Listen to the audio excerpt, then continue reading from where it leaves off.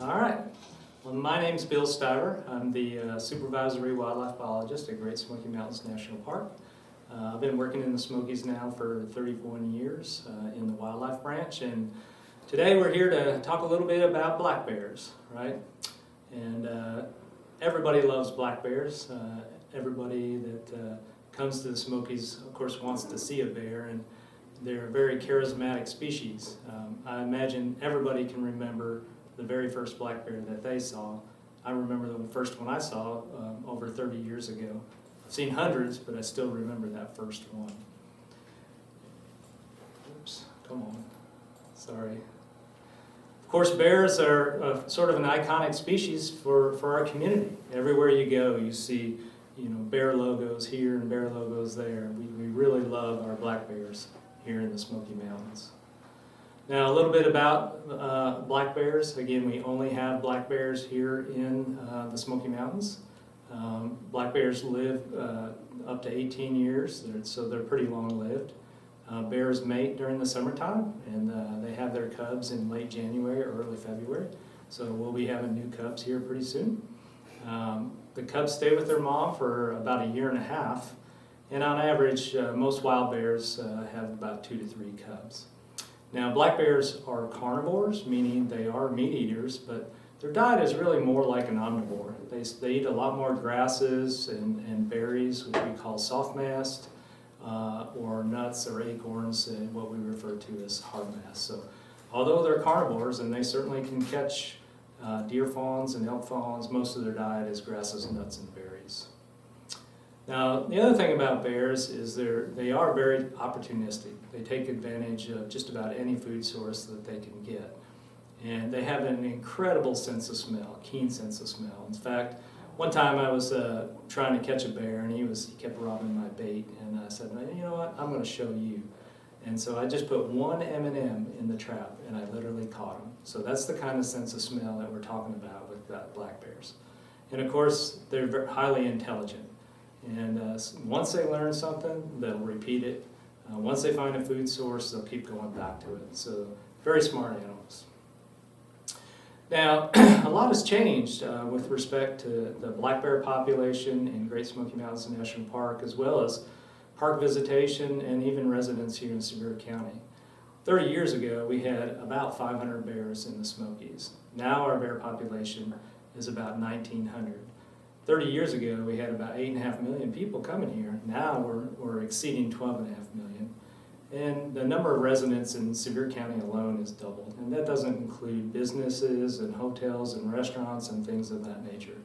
So we have a lot more bears, a lot more visitors, and a lot more residents sort of coexisting in our region. And we are heavily influenced, the bear population in the park is pretty heavily influenced on the communities around the park. And a recent study that we just completed, we put GPS radio collars on over 50 bears here in the Smokies.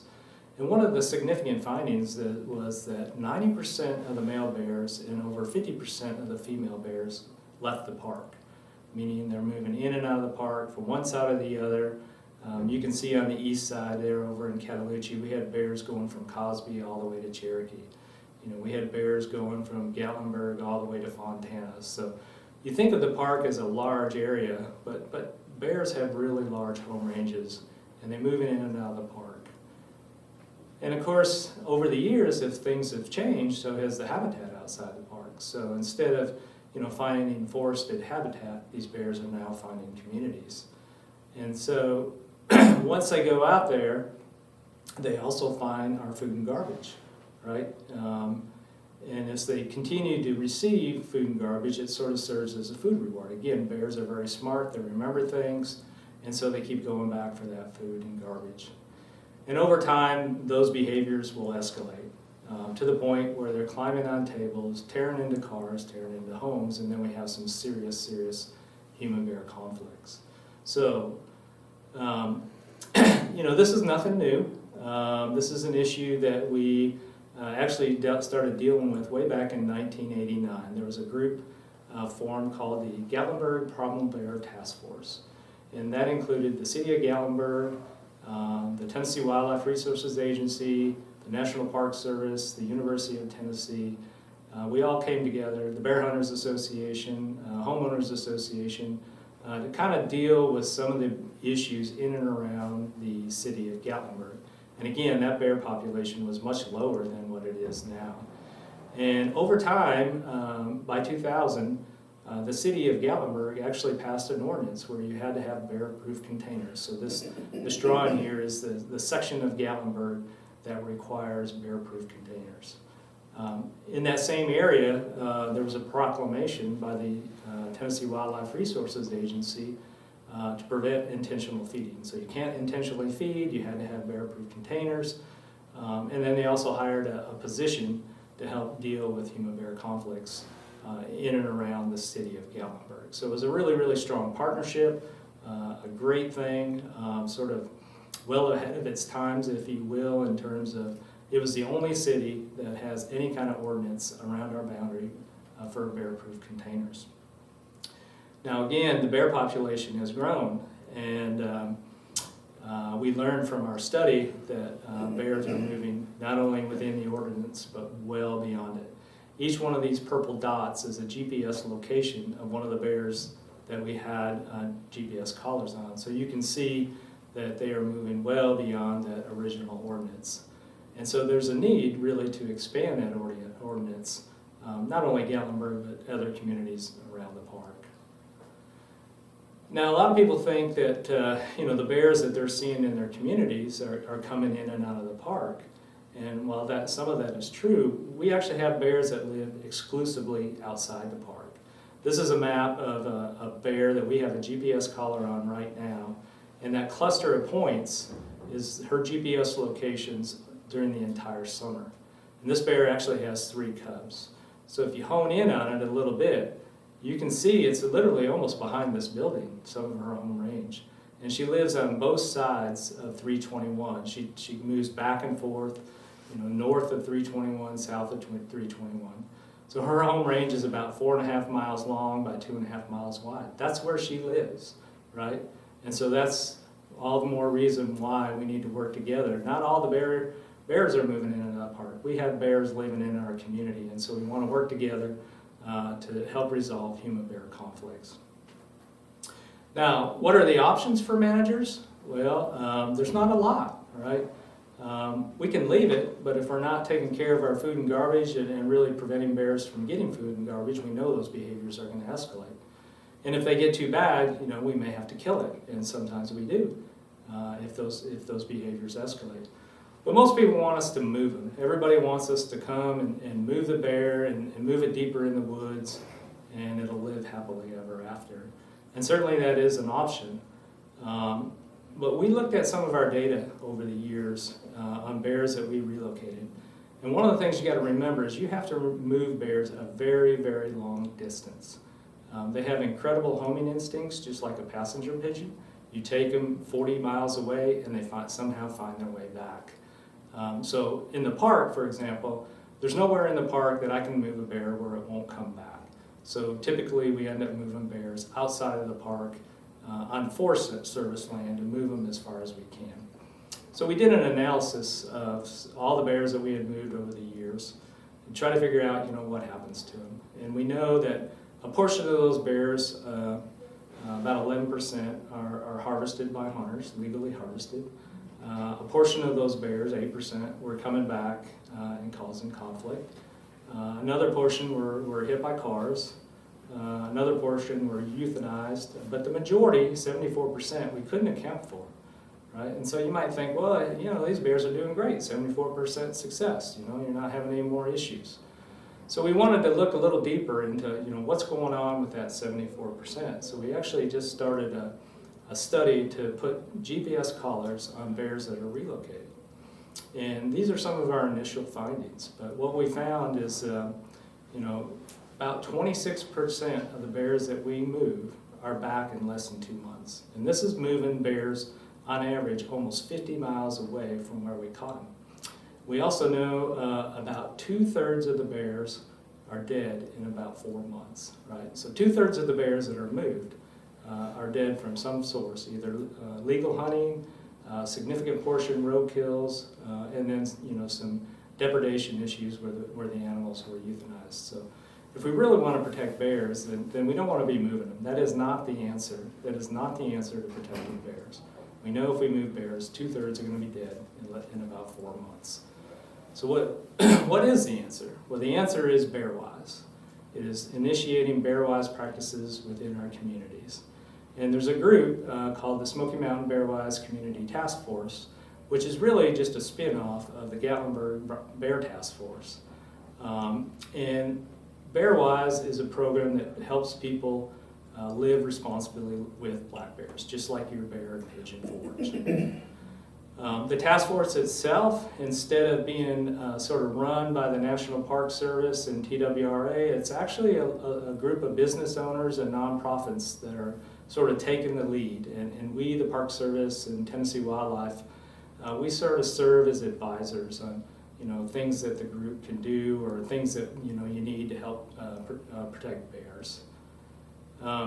The mission of the task force, they exist to encourage positive behaviors that will minimize potential for human-bear conflicts, not only in Great Smoky Mountains National Park, but also gateway communities. And that's through research, education, interpretation, and outreach. Task force beliefs and values, and believes bears should remain wild, meaning they're afraid of people for their own well-being and for human safety. That gateway communities should be perceived as places where bears are treated and valued. And that communities and their leadership should recognize the importance of coexisting with bears in a manner that reduces human-bear conflicts. Bearwise basics, what are they? Bearwise basics are very simple. Never feed or approach bears. Secure your food and garbage. That's probably one of the most important ones. And removing bird feeders and other attractants when bears are active. Not leaving pet foods out. Cleaning and storing grills, and alerting neighbors to bear activity. And let me say, Bearwise, the program Bearwise was actually developed by the Southeastern Association of Fish and Wildlife Agencies. And so when you travel in the United States, this same kind of message you're going to see in Florida, you're going to see in Tennessee, you're going to see in potentially in California. So hopefully everybody has seen the same information from one state to the other. What are the objectives of the task force? Well, one is a state law that prohibits the intentional and unintentional feeding of bears. It's actually not illegal, but we need a state law to prevent that. The implementation and expansion of bear-proof containers. Again, the city of Gatlinburg is the only community that has any kind of ordinance for bear-proof containers. And the implementation and expansion of Bearwise initiatives by our community, by individuals, by government agencies, sort of what we're talking about today. So what can you do as an individual? Well, one, you can share Bearwise information. Go to bearwise.org, share it with your friend. If you know somebody that's having an issue with bear, just point them towards that resource. You can also invite a Bearwise speaker. I'm one of them, but the person that's leading the group is Jeff Hunter, and he can be reached at the phone number listed on this slide. And how about your business? What can they do? Well, they can also distribute Bearwise materials, again, found on bearwise.org, and again, host a talk by a member of a task force. In fact, I had a business owner contact me today about coming in and doing a presentation for his staff at one of his all-employees meetings. So, the big key is to share that information, educate people, and learn how to live responsibly with bears. So now I will stop. I'll let Kim take over. Hopefully that went off all right. Yeah, thank you, Bill. It's good to be with everyone today too, and it's interesting the changes happen in our community and to the park, the bear population, and just thinking back, I started in the park probably when a lot of you are not born, but back in 1978. I remember driving through Pigeon Forge. At that time, there wasn't a single red light in Pigeon Forge in 1978. So I was pretty upset thinking I'm never going to get to work now with that red light there, so little did I know what was getting ready to happen. in Pigeon Forge in the Gatlinburg area. A lot of people are coming here too, and which is a good thing. Don't get me wrong too, but obviously when people come, as Bill said before, they bring a lot of garbage, and a lot of times that garbage is not taken care of properly. So we're going to cover some things here over the next few minutes that you may or may not have ever heard before, never considered before. Most people really feel like that, you know, feeding a bear is good for it. It's feeding it, it's providing nourishment for it.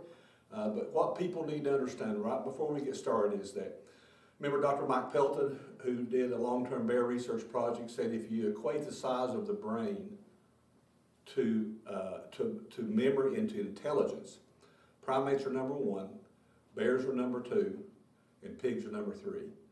So when Bill talked about they can remember well, that's why they have a large brain, they have a huge capacity to be able to remember things that's happened a long time ago. And we'll talk a little bit more about that here in just a minute. My name is Kim Delozier, and I work with the Appalachian Bear Rescue.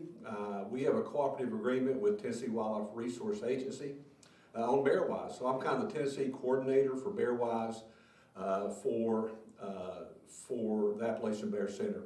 Basically what that means is it's kind of what we've done before. We kind of do troubleshooting. We go into businesses or landowners and really help them to identify what their problems are and then help them to clean those up or make recommendations to clean those areas up so that hopefully they can coexist a little bit better with bears. And we have a lot of bears. You know, Bill told you there we have now, I think, around 1,900 bears in the park. That doesn't count the ones probably on the outside, so our bear population is growing. One thing, a perception I had is that a lot of times Bill said that, you know, typically a wild bear is going to have 2 to 3 bears or 2 to 3 cubs in one litter. Well, now that's probably going to be changing to 3, 4, and even 5 cubs too. So garbage is changing the whole thing with bears, and we need to nip it in the bud before it gets too much out of hand too. But Bearwise, it helps people to live responsibly with bears. And why in the world would you want to be Bearwise too? Because a lot of people, they live for the moment, they want to get a picture, they want to feed bears as close as they can, and really without thinking about the repercussions or consequences that it may cause to that animal or to someone else too. But first of all, Bearwise, it benefits bears. It helps bears. Bears will live longer because of Bearwise. It helps protect people. Not all of them, but it really helps to provide a protection layer for people because you're keeping that distance from that animal. It's good for your image, and I have parentheses if it's good. You know, it can give you a bad image too, but if you want a good image too, being Bearwise, I think, will be something that you might be interested in. You know, and it can help protect your business. It seems like the almighty dollar is very important to a lot of people, to a lot of businesses too. But one thing we're going to talk about here a little bit is liability. How in the world could you think about liability in a situation like Bearwise? But we're going to talk about that here. And number 5, and last one, it's just the right thing to do. More people now are becoming conservation minded, and they want to do the right thing. People value bears, and I think that they want to try to do the right thing to protect them and allow them to live a wild life as much as possible. Well, if you look at when things do go bad, Bill mentioned about bears travel. When we relocate bears, a lot of those are hit by cars or they're killed legally, illegally, however it may be. But the impact on bears that are moved or lose their fear of people, you know, is pretty bleak. And so relocation, obviously, Bill said, is not the answer. Sometimes it's our last choice, but it's not necessarily the answer. A lot of bears die on our roads. We have a project now working with MPCA and a bunch of other groups, organizations to be able to look at a road crossing project, and you may have heard about that, around the gorge in I-40 in North Carolina and in Tennessee. The state, because bears lose their fear, they become close with people, tearing into the houses, homes, cars, things like that. They introduce, or they'll issue a depredation permit for people to legally kill those too. So anyway, so the bottom line is bears are the ones that really take the brunt of bears that are hooked on garbage and lose their fear. One thing Bill and I was talking about this morning too about, you know, bears eating garbage. You know, we eat a lot of times a high sugar diet, high cholesterol, and we know what it does to people too. Well, what does it do to bears or the wildlife? Really hadn't nailed that down yet, but I know there was a study in Illinois where raccoons were tested or evaluated in urban areas compared to the ones that were wild. And the ones that were hooked on garbage, eating garbage in urban areas, had a much higher tooth decay, their cholesterol was higher, and obviously was less healthy. So if that happens to bears, we know that's not a good thing. So teeth are really important to a wild animal. I always tell people it's the weak link for a wild animal is their teeth. Once they lose their teeth, they can't go to the dentist and get dentures or anything, so their life is placed in jeopardy. Well, it does benefit bears. You know, wild bears do live longer, and whenever they're hooked on garbage, generally speaking, typically it cuts their lifespan in half. So it's much better for them. Food conditioned bears have an increased risk of being hit or killed by cars crossing roads, being killed illegally because they have no fear of people, makes them very easy targets. Ingesting toxic items and garbage is one possibility. They eat aluminum foil and everything when they eat a lot of the garbage. Of course, that can cause some issues too with digestion. Injuring people, and we won't spend much time on that, but obviously that's a big concern too. We want to make sure people are safe, which is obviously our highest value. And we've had one person killed by a bear in the park. That happened on May 21st of 2000. So a little over 20 years ago, you know, we had that happen, and that can happen again, and probably will happen again. Bill and I always talk, we think basically, you know, the bear population is getting higher and higher too. So I always use the comparison. It's kind of like overfilling an apartment building with people, twice the number of people that it's capable of holding, and it causes stress. I can promise you it'll cause stress in the bear population as well too. Property damage, and then mother bears teaching their cubs bad behaviors. And so it's just like the cubs basically want to learn from mama. When they're wild, they tell their cubs basically stay away from people or the smell of people, and they do relatively well. But the mama can train her cubs, you know, bad habits just as well as good habits. And so obviously that's a big concern as well too. So I think one of the big reasons for Bearwise is to protect the integrity of the bear population. The more bears that are hooked on garbage, the more probability those bears are going to teach their cubs, if it's another bear, the bad trait. Protects people. And like I said before, we had one person killed. We've had two that we know of in Tennessee killed by bears, predatory attack. So obviously feeding brings them closer. Injuries, fatalities, are going to happen. They're probably always going to happen because for some reason people want to get close to bears, and many of those, some of those, want to give them a cookie or a potato chip or a piece of chicken, which obviously gets the behavior going in the wrong direction. And I think one of our big thing in protecting people is that we have to educate too. That people, I think, are pretty well versed with what wild animals are, but for many people, they know they shouldn't feed bears. But there's so many people that are very naive to biology, and I always tell people, I think that a lot of people, too many people have been raised on concrete and asphalt. They've never been out and played in the dirt or played in a creek or whatever.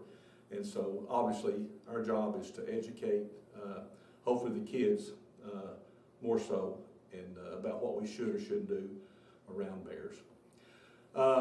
Dan Gibbs, who is the bear biologist for TWRA, he got this information here. There was a 2012 Tennessee resident opinions about bears, and 87 people believe bears are important and essential.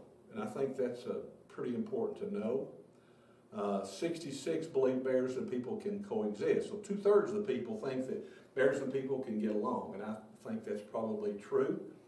70% support a feeding law. See, right now typically people can feed bears, deer, birds, whatever, whenever you want to, except what Bill had talked about earlier in a portion of Gatlinburg. So most people think they should not be allowed to feed bears.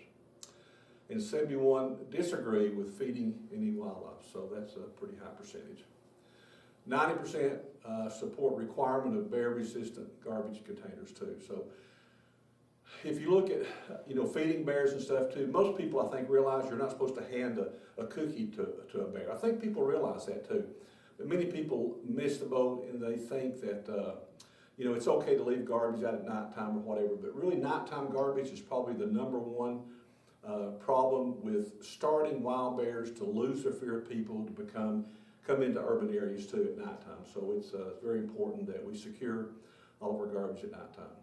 And 74% strongly support bear-proof or animal-resistant garbage cans.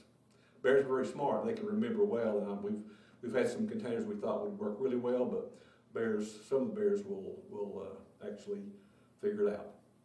It's good for your image too, and I think a lot of people, if you're in the business world and customer service world, that obviously your image is very important. And so we hope when we get people recognized as a Bearwise business or a Bearwise community, that more people want to jump on the bandwagon because they know they're doing the best thing for this valuable resource for our area.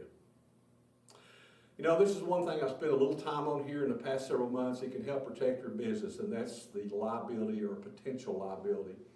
I have I've talked with a couple of attorneys about this, making sure that what I'm saying is okay, and they assured me it is. But think about this right here.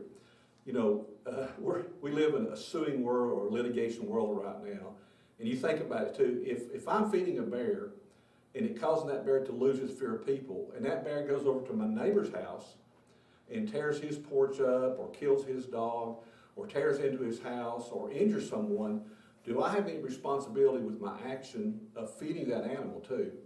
And I think the case has not been made yet, but I think it's coming, that obviously you're responsible for your actions. And if you continue to do the wrong thing, feed bears, food condition bears, and those bears go somewhere else and harm someone else or destroy property, there's a potential you could be in a litigation suit over what you've done in the past. And it's happened in other states. Hasn't happened in Tennessee. There was a case in Florida, I think, against a homeowners group regarding alligators, and it was a pretty significant settlement the lady received from that, from being actually bitten by an alligator too. So that's something that's kind of up and coming and new, and I think people need to understand that if you don't care about bears, you don't care about people. Most people are going to care about their business or being sued because of some actions that they're doing that may cause potential harm for someone else too. What and when did you know it? That's the whole point too.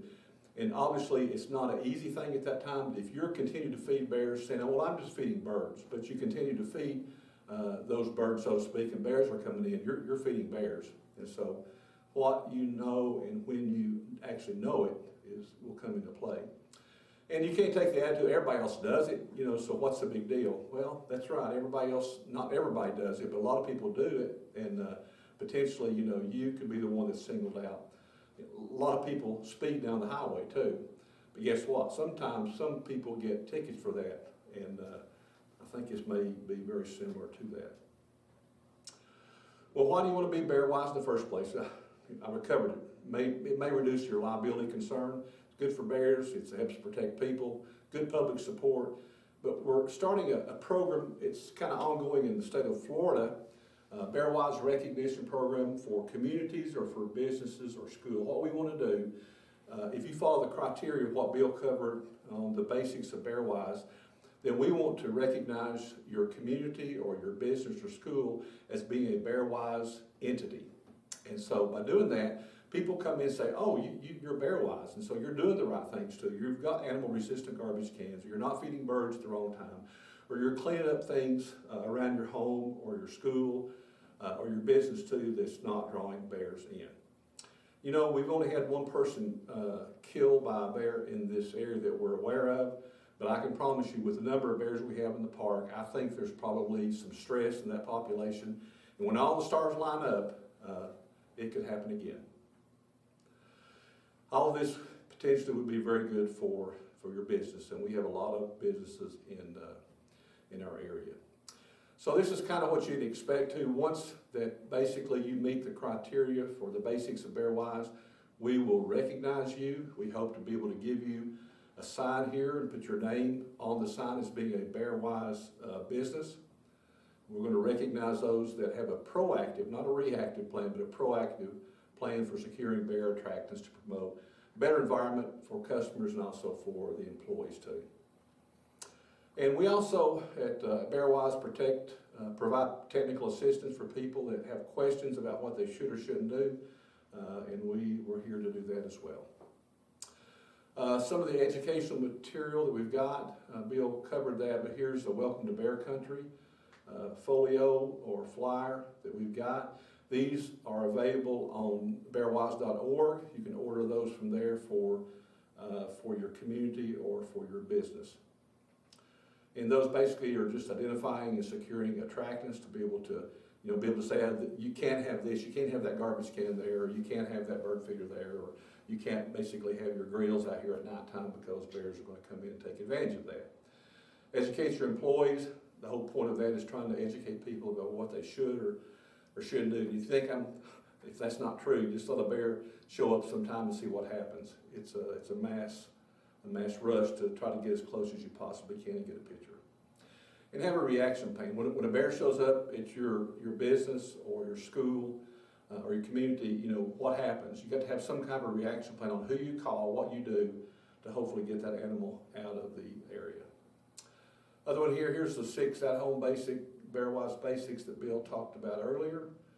And here's 6 outdoor Bearwise basics. So it depends on where you are, whether you're in an urban area, if you're out on the trail. So 6 different basics you need to follow if you're outdoors. And here's some other safety tips on hiking, camping, and also hunting or fishing. And just a little more information about hanging your food, camping in the outdoors. And a little bit about track birds, not bears. And obviously, things that come to our mind too is obviously bears will take advantage. They're very creative on how they can climb a pole, get up to get the bird seed. That's not initially intended for bears, but eventually bears are going to take advantage of it. So more education, try to educate as many people as we possibly can. I tell people, why should I be Bearwise? I describe some of the things that's important, but one of the biggest reasons is just the right thing to do. More people are more conservation minded. They want to do the right thing. They value bears, they value wildlife, and so Bearwise will fit that, hopefully, that you will have the interest of being a Bearwise community, a Bearwise business, or a Bearwise school. You're welcome to get in contact with us at Appalachian Bear Rescue. You're welcome to contact us, and if you have an interest of being recognized as a Bearwise entity, we're more than welcome to help you out however we can. So anyway, thank you very much and enjoyed being with you today.